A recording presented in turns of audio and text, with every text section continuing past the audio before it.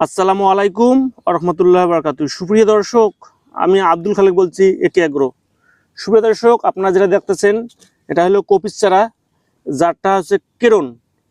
যে সকল কৃষক ভাইরা আগাম জাতের ফুলকপির চারা খুঁজতেছেন কেরন, তারা অবশ্যই আমাদের একে এগ্রো নার্সারিতে যোগাযোগ করবেন। এই মুহূর্তে ডেলিভারি যোগ্য এবং প্রিমিয়াম কোয়ালিটি আমাদের কপিস চারাগুলো রেডি আছে। সুপ্রিয় দর্শক, দেখেন চাগুলা একদম শিকড়, কত সুন্দর শিকড় হয়ে গেছে। এবং চাগুলো দেখেন গেট আপটা, এবং চারার যে গোড়ের যে পাতাটা, বিষ পাতাটা এখনো ঠিক আছে। সুপ্রিয় দর্শক, একদম কোয়ালিটিফুল চারা। যে সকল কৃষক ভাইরা আগাম জাতের কপির চারা খুঁজতেছেন তারা অবশ্যই আমাদের একে এগ্রো নার্সারিতে যোগাযোগ করবেন। আমাদের কাছে প্রচুর পরিমাণে এই মুহূর্তে আগাম যে সিজনালি যে চারাগুলো আমরা রেডি করে থাকি। এই মুহূর্তে আমাদের কাছে যে চারাগুলো রেডি আছে, এটা ফুলকপির যে জাতগুলো আছে, উইনার, কিরণ, হোয়াইট লিডার, ক্যাপ্টেন।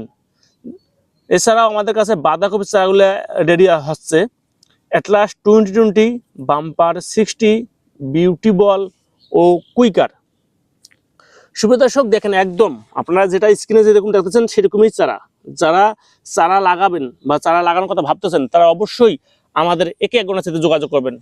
সুপ্রিয় দর্শক, কপি একটা হলো লাভজনক ফসল। এই জন্য যে লাভজনক ফসলটা শর্ট ডিউরেশনে ফসলটা ফলানো যায়।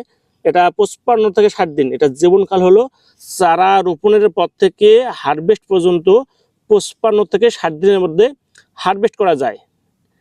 এখানে 5 দিন কম বেশি হতে পারে, যে আবহাওয়ার কারণে, আমাদের বর্তমান বাংলাদেশে ক্লাইমেট চেঞ্জের কারণে আবহাওয়াটা কম বেশি হয়ে যাচ্ছে।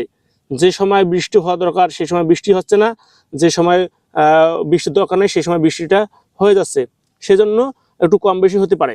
সুপ্রিয় দর্শক, বর্তমান যে আমাদের কাছে জাতগুলো আছে, এই জাতগুলো বর্ষা, বৃষ্টি ও তাপ সহনশীল জাত। এই জন্য এটা আমরা আগাম বলে থাকি।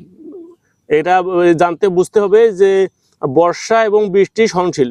সুপ্রিয় দর্শক, আগাম কপি লাগার কিছু নিয়ম আছে, পদ্ধতি আছে। সে পদ্ধতিটা হলো, আপনার অবশ্যই জমি নির্বাচন করতে হবে উঁচু ধরনের জমি।